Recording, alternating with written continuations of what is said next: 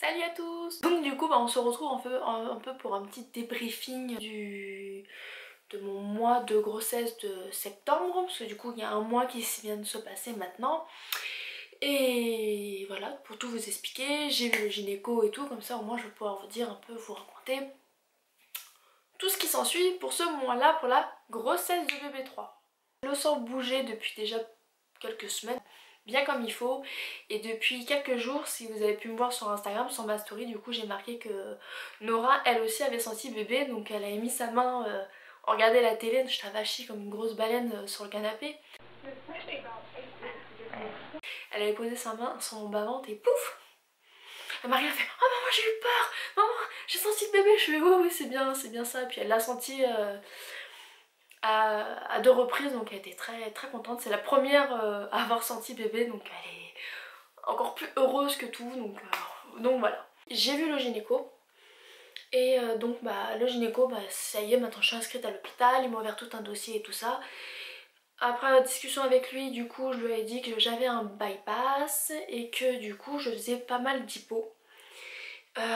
Donc faut savoir... Voilà, je sais pas si à toutes les femmes ça arrive, mais souvent en fait sur les femmes qui ont un bypass, c'est recommandé en fait de faire un enfant 2 ans après le bypass.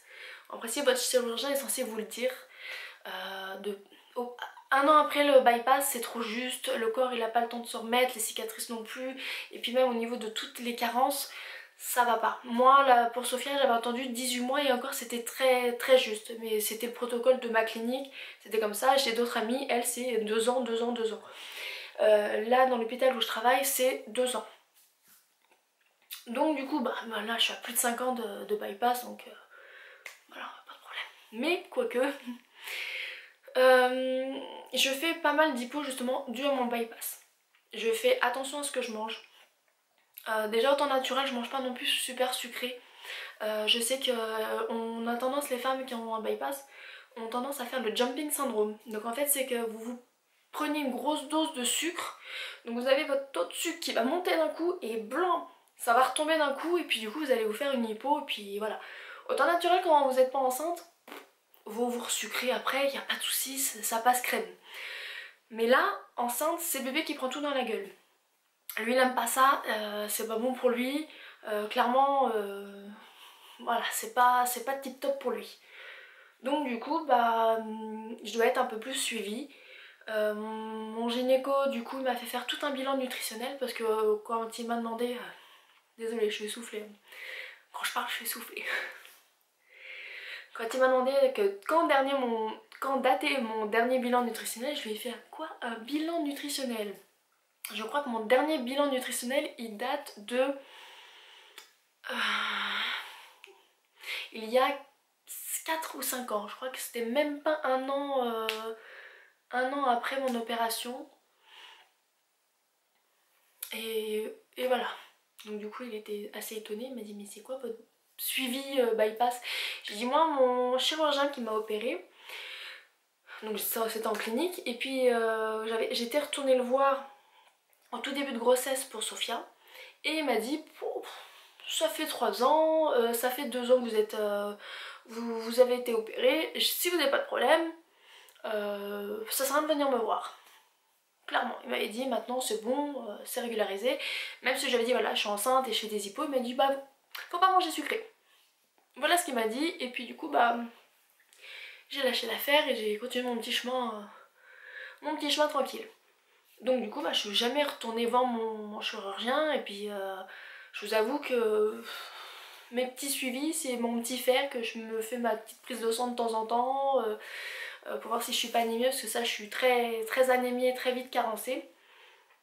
Enfin voilà, j'ai des petites carences, voilà.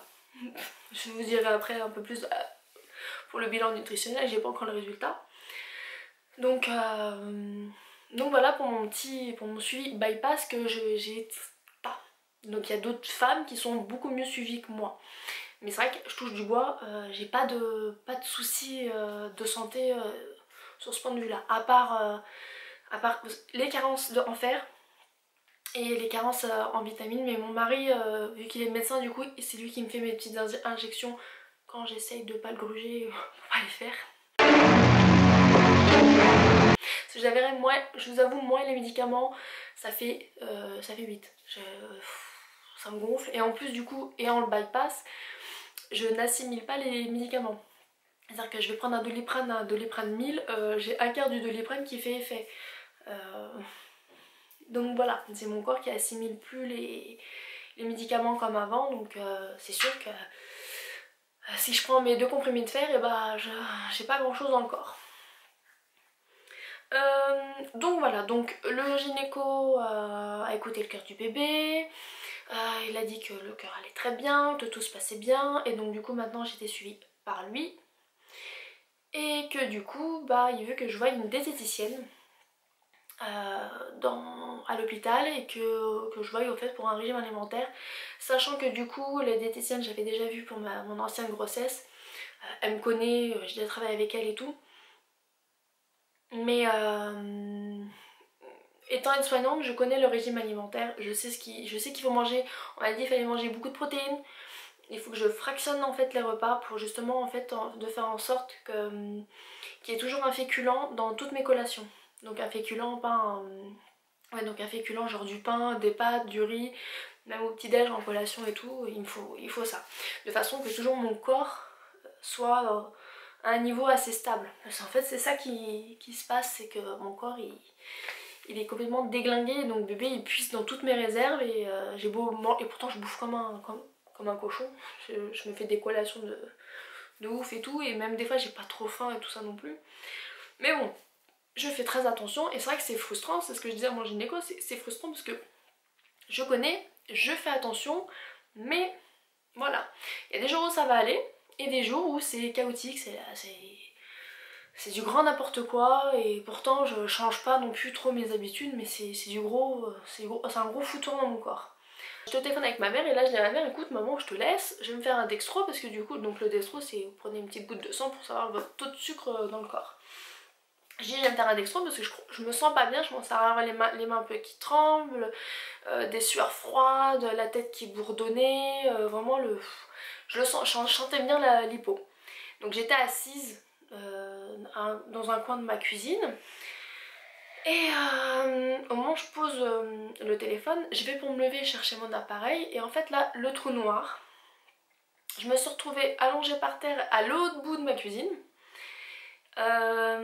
Et plus aucun souvenir, je me souviens juste en fait d'être allongée sur le dos et de voir Sophia en fait qui pleurait, qui hurlait en me regardant allongée par terre comme une grosse daube.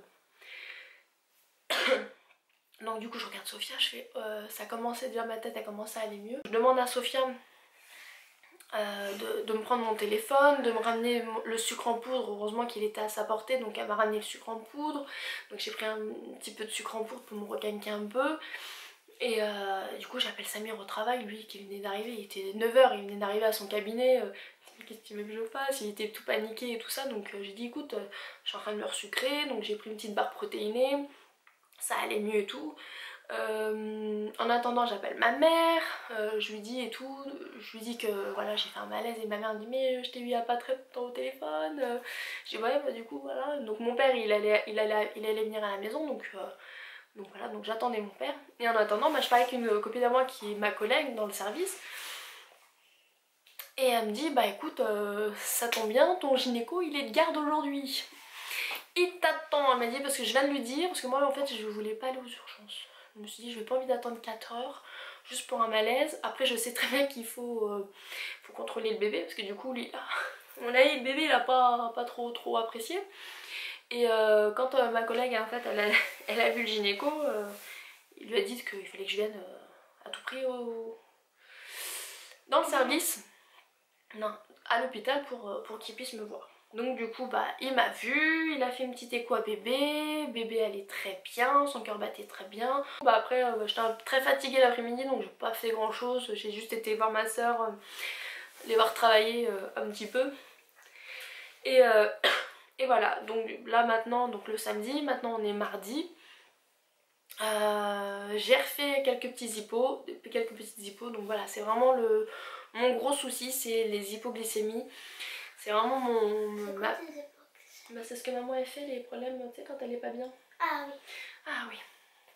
Donc voilà, donc mes filles maintenant on les a rodées avec les téléphones, les adresses et tout. Surtout moi. Ouais, bah oui, surtout toi, ta soeur, c'est un peu compliqué. Donc C'est passé quoi 18? Mais oui. Et toi tu sais c'est quoi le 18? Oui. Ouais, c'est quoi le 18? C'est le numéro des pompiers. C'est le numéro des pompiers. Donc voilà en fait pour mes petites péripéties de ce mois-là. Je pense de toute façon les hippos ça va me suivre jusqu'à la fin de la grossesse. C'est déjà pas enceinte, j'en fais quelques-unes qui sont complètement décousues et c'est complètement du gros n'importe quoi. Donc je pense que ça va me suivre très longtemps. Après il faut savoir que si quand on fait des hippos comme ça, assez souvent et répété, on fait souvent des petits bébés. Donc déjà moi Sophia c'était déjà un petit bébé. C'était un gros bébé. Non t'étais un petit bébé. Un petit 3 kg 60 grammes tu faisais. Petit mais gros. Non ça va, j'ai pas des gros bébés. Donc faut savoir que Sophia elle faisait à terme, hein, parce que j'ai accouché quoi 5 jours avant le terme, elle faisait 2 kg et 600 grammes. Donc on m'a dit ouais déjà c'était un petit bébé pour une fin de grossesse. Pour ce bébé là du coup ça va pas être un gros bébé non plus. Même si pour l'instant il est dans les normes, tout est correct et tout. Donc voilà, c'est très bien, on est content. Le principal c'est que tout aille bien. Donc voilà, cette petite vidéo un peu blabla grossesse est terminée pour mon 4e mois. N'hésitez pas à me laisser voilà, tous vos commentaires si vous avez des questions, si... Je sais que j'ai ouvert une FAQ il y a quelques temps, donc je peux vous répondre avec une FAQ. Si vous avez toutes les questions que vous voulez me poser, n'hésitez pas à les poser ici, je ferai une vidéo FAQ pour vous répondre. N'hésitez pas à vous abonner à ma chaîne, à me laisser un petit pouce. Et on se dit à la prochaine pour une autre vidéo que je pense ce sera un haul bébé. Ah, non, mince. bébé. J'ai pas l'habitude des Primark. Ah, ça, alors l'autre. Je vous fais plein de gros bisous mes niniciens et mes niniciennes et je vous adore. Mouah.